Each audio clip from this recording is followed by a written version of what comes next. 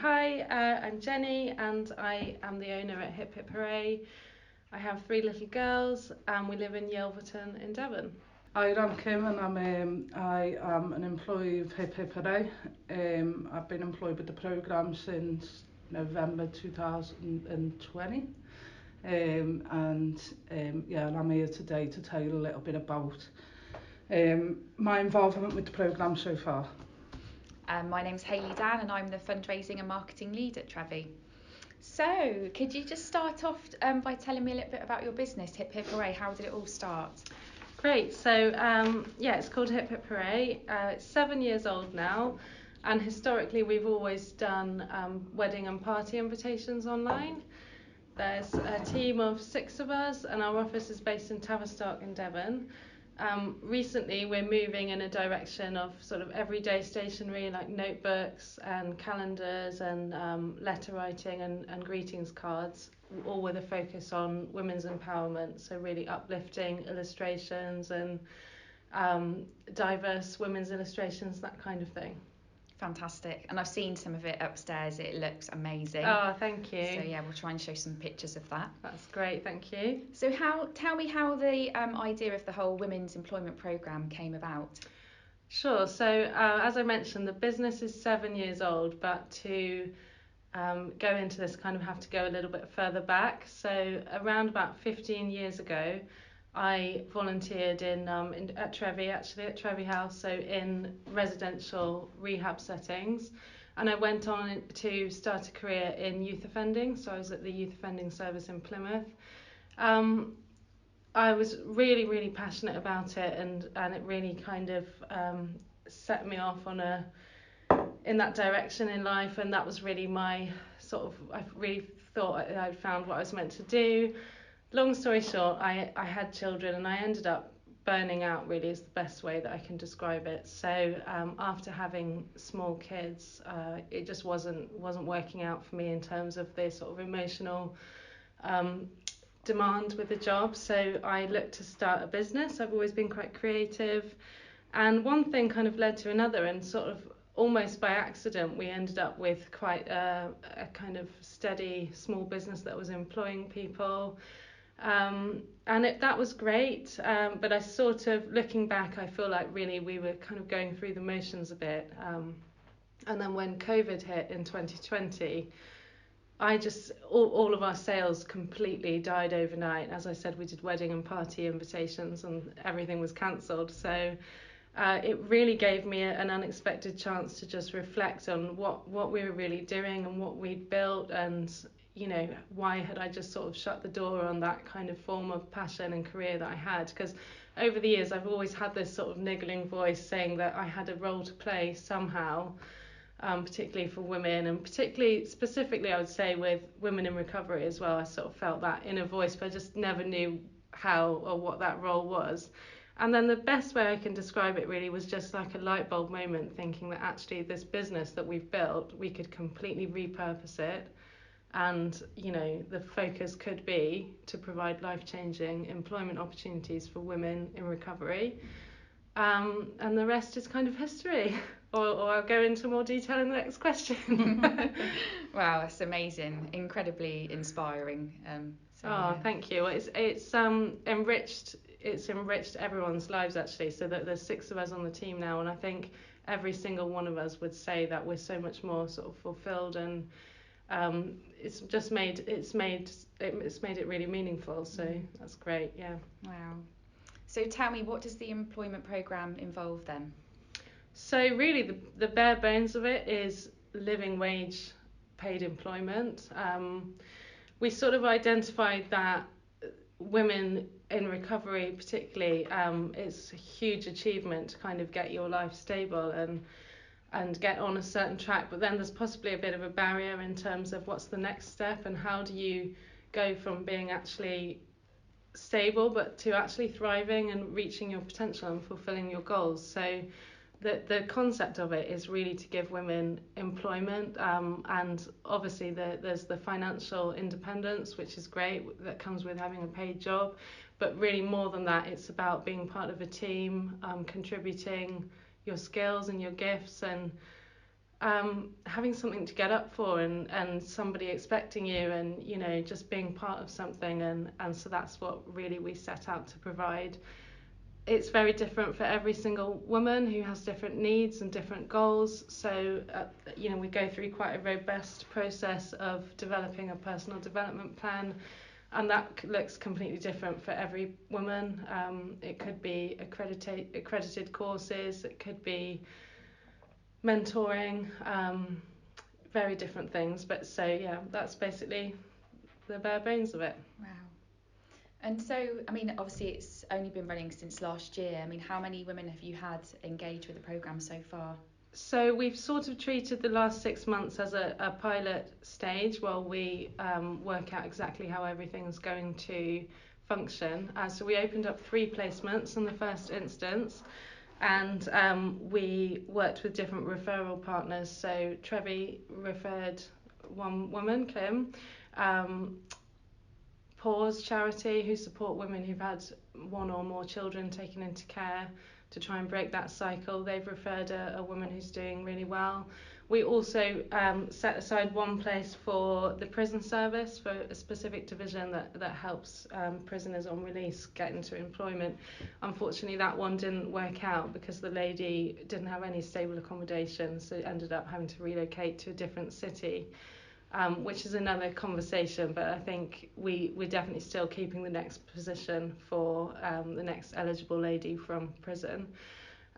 In the next 6 months, we're hoping to open another 5 placements for women. So wow, yeah, gosh, that's amazing. And so obviously we've had this awful thing, COVID, that's like affected pretty much everything. Has it been? How has your business been affected by COVID? Well, as I sort of alluded to earlier, it is kind of that's what this whole thing was born out of for us, the social enterprise. So in a way, there's that, but obviously in terms of lockdowns and schools closing, we've had to sort of adapt as any organisation has. So getting everybody equipped with laptops, and I think the lockdown in particular was really, really difficult for women who are vulnerable or have mental health challenges, women in recovery. I think the lockdown was particularly difficult, so I think the fact that we've all come back together as a team is a huge celebration. Yeah, definitely. I know obviously Sunflower, which Trevi runs, there's been a lot of women who have really suffered with their mental health, lots of severe isolation, a lot of poverty as well, so it's been quite a challenging year. Definitely. So have you got any success stories so far, or just some little snippets of things that have been great that have happened so far? I think the sort of overwhelming success story for me is that we really went into this, it was unknown territory for everybody. So we've, apart from the sort of limited experience I had as a volunteer in rehabilitation, I didn't really know what it was going to be like. And Trevi, your colleagues at Trevi said they equally didn't really have any kind of partner companies that work like this, so it was a bit unknown for them as well. And so I just think the fact that we're 6 months in and we've kind of proved the model really. We've sort of shown that this concept can really work, and that women can feel in a much better position after paid employment. So I think that is a success in itself.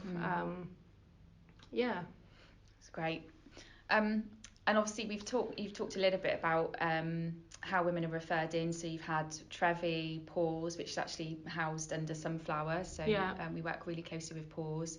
Are there any other referral partners that you'd like to work with outside of those? So we also have, as I mentioned, New Futures Network. So they're the organisation that's part of the prison service. I think that's probably enough for now. I think the strength in the referral process is absolutely crucial for this. So when we started working with Trevi, Paula came out to see us so that she would know exactly what the job entails. She could envisage, women that she supports coming here to work. Because we don't do any kind of interview process or anything, we felt that would be a barrier in itself at this stage. So that's written into the year's programme. But we basically trust in you referring the right women who are really ready for this opportunity, really keen to take on a challenge, have a realistic expectation about what it's going to be like to travel in on the bus. So probably very happy with those 3 referral partners for now. Fantastic. There's certainly no shortage of women that you support, so yeah, I think, just talking about the numbers earlier, we've got over 700 women now registered with Sunflower alone. And so, I think this could be a fantastic opportunity for many women that come through. But I think you're right to kind of rely on Sunflower, to do that work in terms of who to refer on, because I think it's really important that they're at the right stage in their recovery journey. Definitely. So that both of you get the right experience, I think. Yeah, definitely. And then, as we encounter sort of wobbles along the way, then we've got that relationship and we can all sit down together and support each other in this. So the end goal is always for the woman leaving the programme to have the best chance of success and be that bit closer and more able to achieve her goals. So it's wonderful. So well done for what you're doing. Thank I you. hope that more businesses are inspired, because this is, since the time I've been there, I've really wanted businesses to start doing this. So hopefully you'll open the eyes for other businesses and they'll follow suit. That would be the vision, I think. Well, Kim and I together, we're working on something quite exciting. Like, we can't reveal too much now, but definitely in terms of encouraging other businesses to do something similar. Fantastic. Well, maybe Great. I'll come back in like 6 months' time Definitely. and do another interview and find out. All right. So Kim, so could you just tell me a little bit about how you came to access the Women's Employment Programme with Hip Hip Hooray then? Yeah, so I was referred to the programme by Sunflower Recovery Team, who brought me up to Tavistock to meet the core team here, which is Jenny and Becca, to find out more about the programme, and so that I could ask any questions that I may have had on my mind, or discuss any barriers that there may be into coming into work.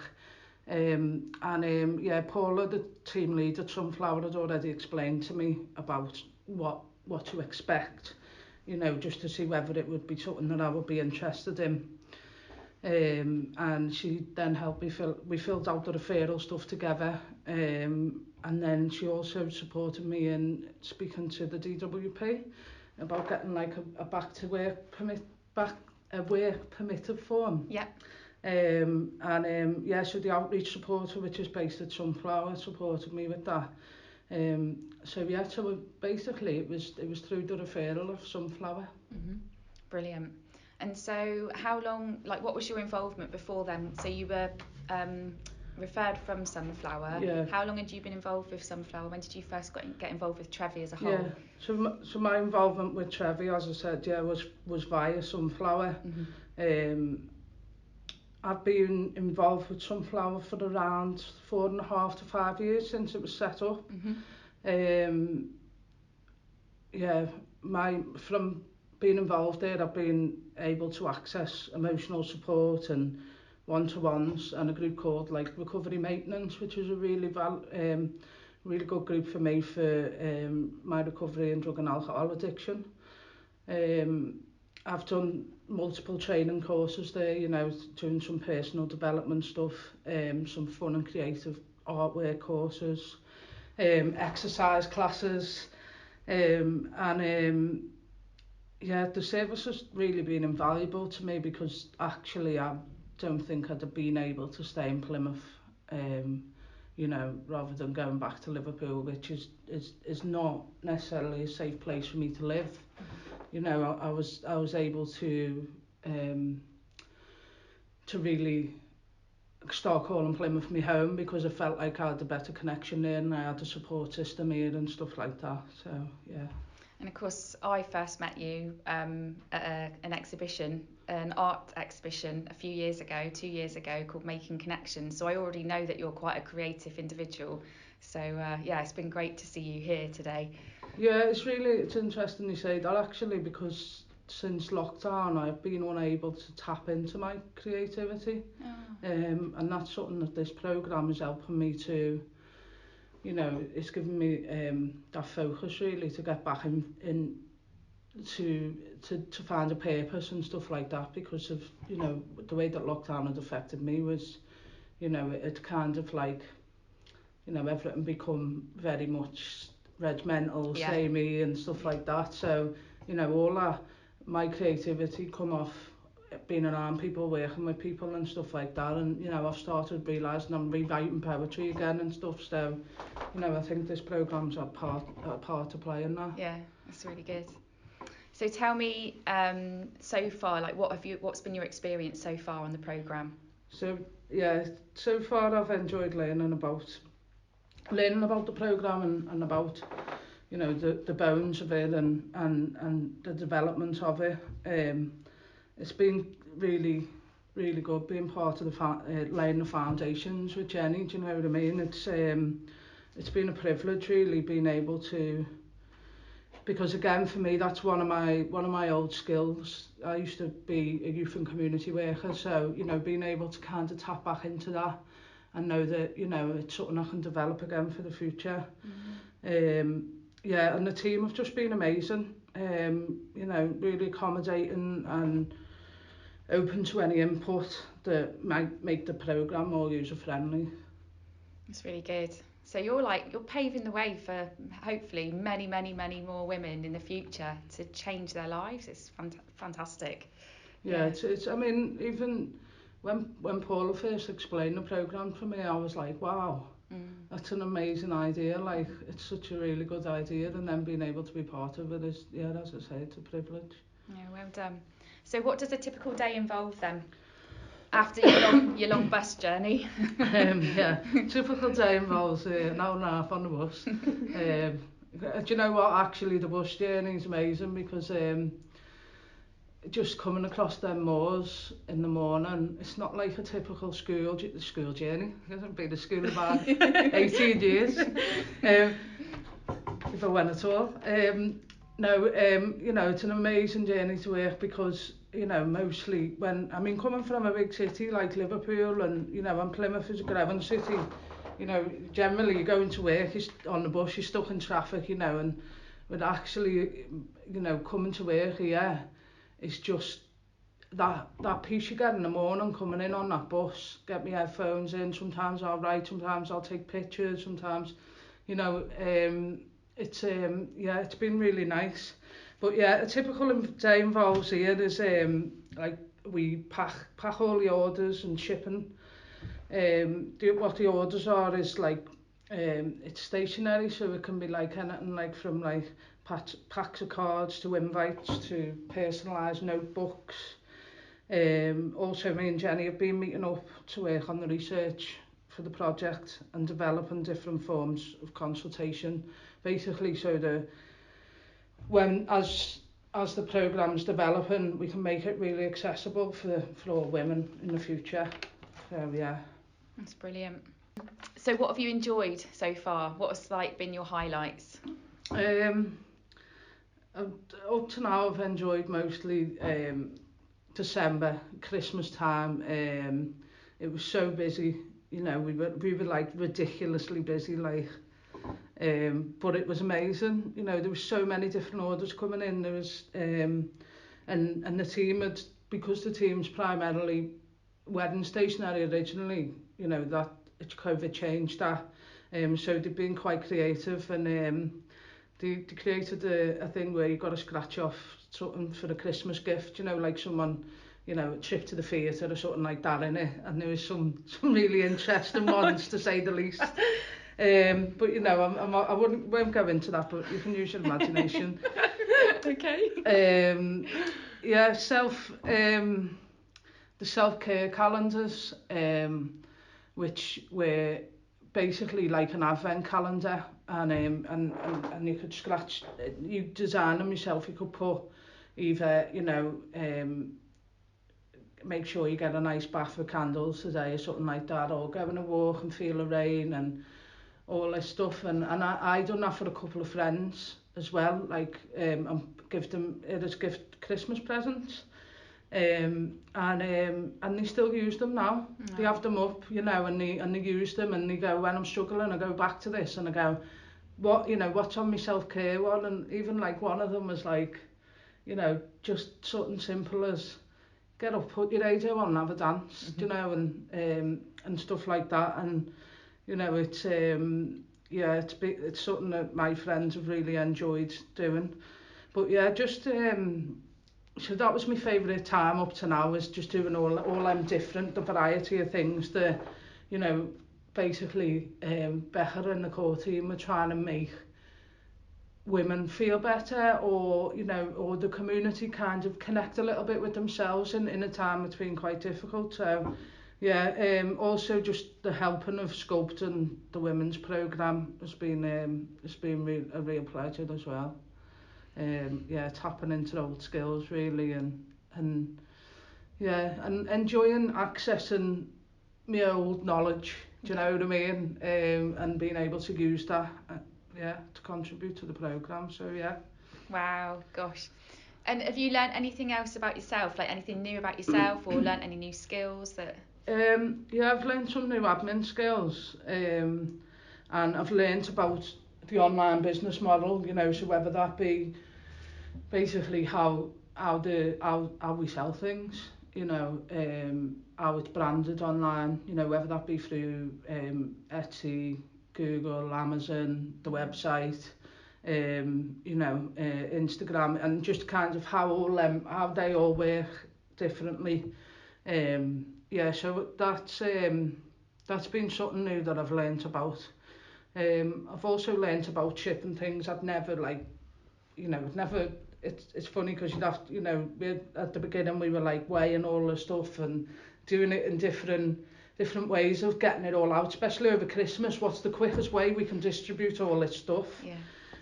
So yeah, learning about all that. But yeah, things I've learned about myself, I'd say are more, you know, I've relearned um,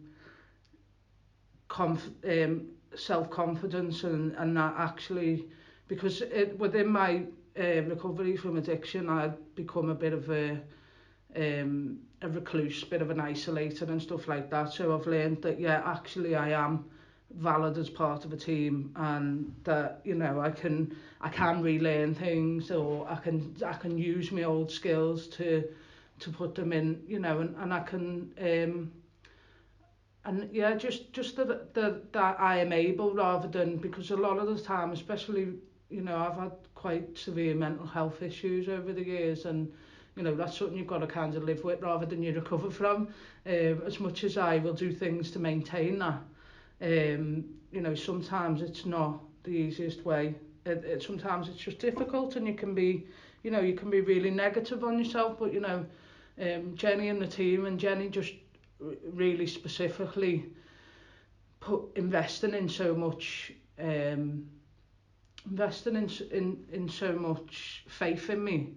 You know, whether that be send me a work laptop up to Liverpool, and knowing that I wasn't going to run away with it and rob it, do you know what I mean? Or whether it was, you know, is talking to me about my maybe negative self-talk and building confidence, to say, you know, you are a really valued member of this team and we really need you in, and stuff like that. So I think the something new that I've learned about myself is to kind of stop listening to my own inner critic, and actually try and take on board the positive influences that you know, the Hip Hip Hooray is. You know, it's an amazing programme, but you know, every woman, every man can say how much we're our own worst enemies in our heads, you know. And actually, for me, it's just rebuilding that confidence to go, actually, yeah, I can do this, do you know what I mean?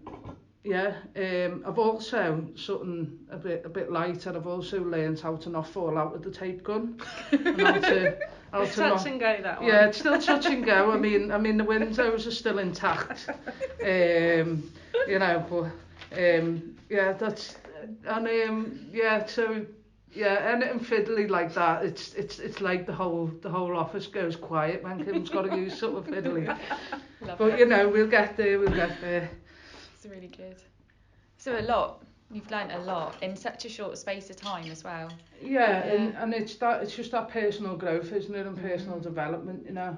And the whole like digitisation, like you know, the online business model, it's so important, isn't it, nowadays? And all those online platforms, I think, It's a lot. I'm a bit of a granny when it comes to social media as well, actually, and I'm 32, but I wouldn't say a technophobe, but like someone messaged me on Facebook and I wouldn't know, if they're not my friend, I wouldn't know where to find it, you know, after they message me and stuff like that. So, you know, it's definitely learning. There's been learning. A lot of learning. Yeah. Thank you. Thanks. So what would you say to other women then who are looking to get involved? You know, there's 5 placements potentially opening up in the future. What would you say to anyone that's interested? So to anyone that's interested in the programme, first of all, I'd say, if you got the idea in your head that it's something you want to do, then do it. Because, you know, we can, as I said before, be our own worst enemies, hold ourselves back. But yeah, the programme's a really good way to bridge the gap between employment and unemployment. You know, in my recovery, I was unemployed for 4 years, although doing voluntary work. And I just didn't have that confidence to go back into work, you know. But actually, that's what this programme's about. It's about rebuilding that confidence to fulfil your future. It's about, you know, giving women work that may not have worked before, do you know what I mean? But it's also, you know, the programme is, you're supported all the way, you're given the right guidance, you're given there's opportunity for training, and for other work placements and stuff like that. But I think this is definitely the way forward to set you up for long-term employment or further education, because it's more tailored to your needs at that time, you know, rather than kind of going straight into working for a big corporate organisation or something and just feeling overwhelmed and lost. This is the stepping stone in between that, you know what I mean? It's where you can learn a bit about yourself, and actually sometimes you can go into something like this and think you've got an idea of what you want to do and then come out with a totally different one, do you know what I mean? So I would say do it, get involved, you know, push yourself and take the leap of faith, I suppose. Love it, it's brilliant. And so just a final question, what do you hope to achieve going forward? So I currently for like the next year, I'm hoping to work alongside Jenny and do outreach in places like Sunflower and stuff like that, and maybe the prisons and things, so that I as a service user, or it's not really a service, is it, but as an employee can go out and tell people about this programme from my point of view, and do outreach, so that, you know, the referral process is that little bit easier, and obviously so that we're getting the word out there about the programme and what it does, do you know what I mean? So that's me kind of short-term goal in terms of how I'm working with Hip Hip Hooray. But a lot of that as well is going to be to build on creating my own business for the future, which I want to do in personal development and training. So I've done that in the past and it's something that I really enjoyed. But I want to like target almost like corporate organisations and have them pay for this training package, which is going to be around mental health and health and well-being, basically how to, you know, keep well in the workplace and stuff like that, because it's quite close to my heart, but also bringing things in like addiction and stuff to the table there, really. But once kind of the training's paid for by corporate, I can then offer it free to community groups and charities and stuff like that. So yeah, so that's my hopes to build for the future. But yeah, for the minute, it's very much about how can we make this project accessible and successful. Yeah. Wow, thank you so much. That's been incredibly inspiring for me to hear today, and I can't wait to get it out there and share it with other people. So thank you to both of you. Oh, thank you. Thank you.